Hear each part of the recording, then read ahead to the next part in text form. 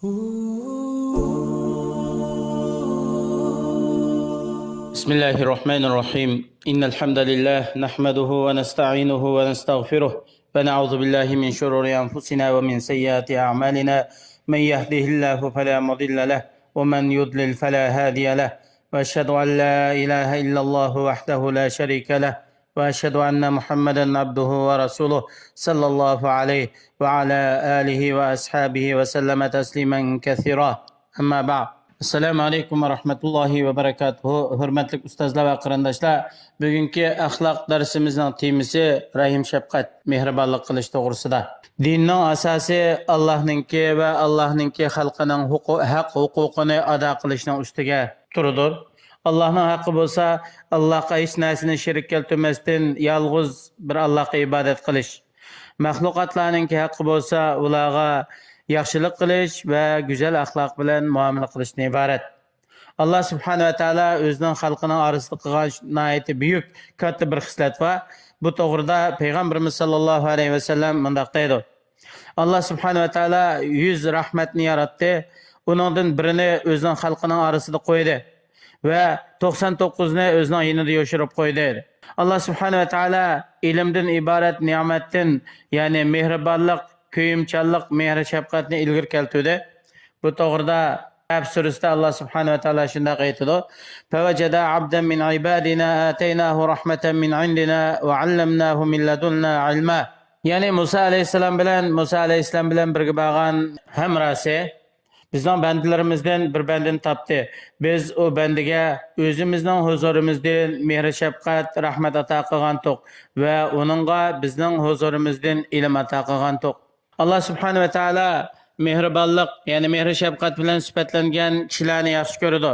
Allah subhanahu va taolo o'zining bandalaridan mushundaq isil sifatlar bilan sifatlangan kishilarni maqtaydi. Thumma kana minallazina amanu va tawasaw bis-sabri va tawasaw bil-marhamah. Ondan keyin ya'ni bo'ldi iymon etgan kishilardan shundaq kishilar bo'ldiki, bular o'zaro bir-birini sabrchan bo'lishga tavsiya qiladi va bir-birini mehr shafqatlik, kuyimchan bo'lishga tavsiya qiladi. Vacib bo'lgan haq huquqlardan bandalarning huquqini turg'izishning asosi qurilmasi mushu mehribonlik, kuyimchanlikning ustiga turadi. Masalan, zakat berish, xayriya ihson qilish, afu qilish qatorliq ishlarning hammasi bu insonning qalbidagi mehr shafqat, kuyimchanlikdan iborat. Shayxul Islom ibn Taymiya rahimahulloh shunday deydi: insonningki asosiy maqsadi xaloyiqlarga manfaat yetkazish, ularga mutlaq qaysi tarafdan bo'lsa yaxshilik qilishdan iborat bo'lish kerak.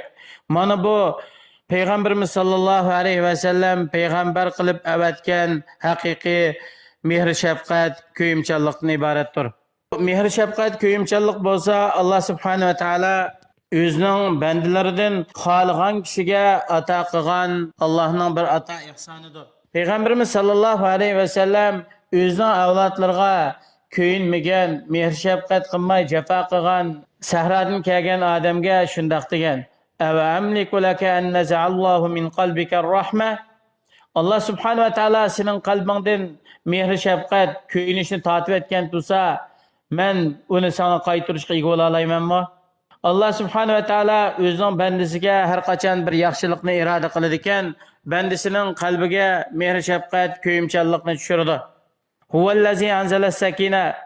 Bu oyatni Ibn Abbas radhiyallohu anhu Allah subhanahu va taolo ya'ni bu sakinani rahmat deb tushuntirib, mehr shafqat, kuyinishni nozil qildi deb tafsirlagan. Yana bir oyatda mu fi qulubil mu'minina liyazdadu imanan ma'a imanihim deydi. Ya'ni bu mehr shafqat mu'minlarning qalbida bo'lib, bu nima uchun desa, ularning shu o'zi mu'min turug'liq, yana o'ziningki iymoni bilan turug'liq, iymonini ziyoda qilish uchun Alloh subhanahu va taolo mu'minlarning qalbida mehr shafqat, kuyimchanlikni qildi. Hamda har bir insonningki mehr shafqat, kuyinishdan bo'lgan nasibisi u kishining shu hidoyatdan erishgan nasibisining miqdoriga asosan bo'ladi. Iymoni mukammal bo'lgan mu'minlarning qalbidagi mehr shafqat, kuyimchanlik nihoyat katta bo'ladi. Alloh subhanahu va taolo bu to'g'rida Qur'oni Karimda shunday aytadi: "Muhammadur Rasululloh vallazina ma'ahu ashidda'u 'alal kuffari ruhama'u baynahum." Muhammad sallallohu alayhi va sallam Allohning elchisidir. Muhammed Aleyhisselam bilen boğan müminler kafirlarga naiti qattiq. Amma ular o'zaro bir-biriga naiti bak kuyimchan, mehribondir. Allah subhanahu va taolo yana mu'minlarni sifatlab azillatin alal mu'minin degan. Mu'minlarning bir sifati bu yerdagi zilla degan rahmat ma'nosida mu'minlarga naiti kuyimchan, mehribondir. Ya'ni qalbi mehri shafqat, kuyimchanlikqa to'lganlik bu insonningki baxt saodatman bo'lganligininki alomati hisoblanadi. Shundaqla bu Allohning rahmatiga erishishninki katta sabablaridandir. Bu to'g'rida payg'ambarimiz sollallohu alayhi vasallam shunday deydi: "Ar-rahimuna yarhamuhumur rahman. Irhamu man fil ardi yarhamkum man fis sama." Ravahu Abu Davud. Boshqalarga mehribonlik qiladigan, kuyimchanlik qiladigan kishilarga Alloh subhanahu va taolo mehr shafqat qiladi. Sizlar zimindagi kishilarga mehr shafqat qilinglar, osmondagi zot sizlarga mehr shafqat qiladi. Abu Davud rivoyat qilgan hadis. Ya'ni jannatga kiradigan kishilarning qatorida o'zi iymon etgan, ko'ngli yumshoq, qalbi mehr muhabbat, ko'ynishga to'lgan kishilar jannatga kiradi. Bu to'g'rida payg'ambarimiz sollallohu alayhi vasallam shunday deydi: "Ahlul jannati salasatun." Jannat ahli 3 turlik bo'ladi. Zu sultanin muqsitun mutasaddiqun muvaffaqun. Adil hukmronlik qilgan, xayri ihson qilgan, ya'ni to'g'ri shaklda xayri ihson qilgan, adil hukmronlik qilgan podshoh. Va rajulun rahimun raqiqul qalbi li kulli zi qurba va muslimin. Qalbi naiti yumshoq, muloyim, mehribon, har qanday o'zining yaqin tuqqanlar bo'lsin yoki musulmonlar bo'lsin, bu kishilarga mehribonlik bilan, kuyinish bilan muomala qilgan bir odam ya'ni jannatga kiradi. Uchinchisi va afifun mutaaffifun zu ayalin. Ravoh Muslim. O'zi iffatlik va boshqalarga iffatlik ko'rinadigan, bola chaqalari ko'p turib, qiyinchiligi bor turib, boshqalardan bir narsa so'ramaydigan kishi. Muslim rivoyat qilgan hadis.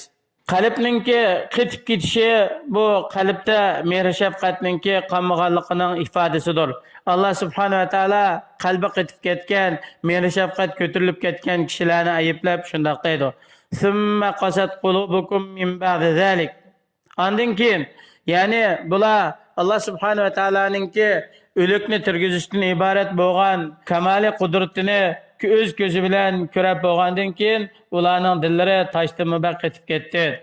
Imom Bag'aviy rahimulloh shunday deydi, ya'ni yabisat ularningki dili qurib qoldi, ya'ni qag'jirab ketdi.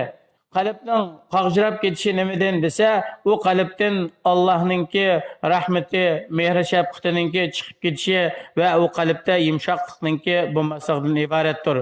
Buning o'zi nimaning alomati desa, baxtsizlik, shaqiylikning alomatidir.